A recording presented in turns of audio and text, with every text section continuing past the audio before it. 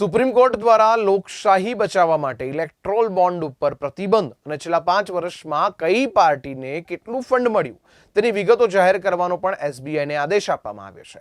છેલ્લા 5 વર્ષમાં બીજેપીને ઇલેક્ટ્રોલ બોન્ડના માધ્યમથી 16,518 કરોડ રૂપિયા મોટી કંપની પાસેથી મેળવેલ છે। ત્યારે ભાજપ દ્વારા મોટા પ્રમાણમાં ભ્રષ્ટાચાર કરવામાં આવેલ છે, જેના વિરોધમાં વડોદરા યુથ કોંગ્રેસ દ્વારા દેખાવ કરવામાં આવ્યો હતો, જેમાં વડોદરા શહેર યુથ કોંગ્રેસ કાર્યકારી પ્રમુખ સાથે કાર્યકરોની અટકાયત કરવામાં આવી। સુપ્રીમ કોર્ટે કેન્દ્ર સરકારને મોટો ઝટકો આપ્યો છે અને ઇલેક્ટ્રોલ બોન્ડ સ્કીમને ગેરબંધારણીય જાહેર કરી છે। સુપ્રીમ કોર્ટના નિર્ણયને કેન્દ્ર માટે મોટો ઝટકો માનવામાં આવી રહ્યો છે। સુપ્રીમ કોર્ટે કહ્યું કે નાગરિકોની ગોપનીયતા મૂળભૂત અધિકારમાં રાજકીય ગોપનીયતા અને સંગઠનનો અધિકાર પણ સામેલ છે।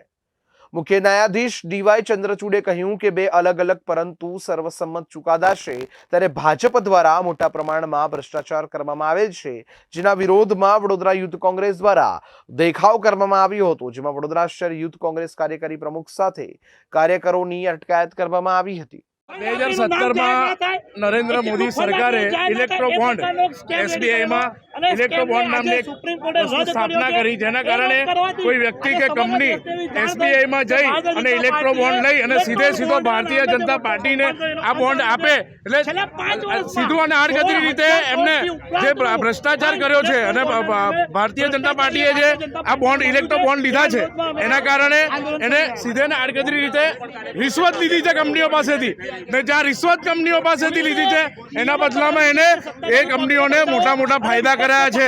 આજે લોકો પર ઈડીના, વિપક્ષો પર ઈડીના દોરડા પાડવાના, ઈડી તરીકે દડાવવાના, પણ જ્યારે ભારતીય જનતા પાર્ટી ઇલેક્ટ્રો બોન્ડના નામે એસબીઆઈમાંથી જ્યારે આ ભ્રષ્ટાચારી રિશ્વત લેતા હોય તો આ ખરેખર ખોટું છે અને યુથ કોંગ્રેસ સમગ્ર ગુજરાતમાં આનો વિરોધ કરી રહ્યું છે। એક સ્માર્ટ સ્કેમ, એક એવું સ્કેમ કે જેમાં સ્કેમ કરનાર કોણ અને સ્કેમમાં પૈસા આલનાર કોણ એ ખબર ના પડે, એવો સ્માર્ટ સ્કેમ ભારતીય જનતા પાર્ટીએ 2017માં લાવ્યો હતો। એ સ્કેમને સુપ્રીમ કોર્ટે ગઈકાલે રદ કર્યો છે। છેલ્લા 5 વર્ષમાં ભારતીય જનતા પાર્ટીએ ઇલેક્ટ્રોલ બોન્ડના નામે 16,000 કરોડ ઉપરાંતનું ફંડ ગેરકાનૂની રીતે લીધું છે। એના વિરોધમાં અમે અહીંયા આવેદન આપવા અને આંદોલન કરવા આવ્યા છે અને સુપ્રીમ કોર્ટના જજમેન્ટ અમે આવકારીએ છીએ કે સુપ્રીમ કોર્ટે લોકશાહી જીવંત છે અને લોકશાહી જીવતું રહેશે એને વિશેષ ઉદાહરણ આપ્યું છે અને આ ભારતીય જનતા પાર્ટીનું જે સ્માર્ટ સ્કેમ છે આજે જનતાની વચ્ચે લઈને આવ્યા છે।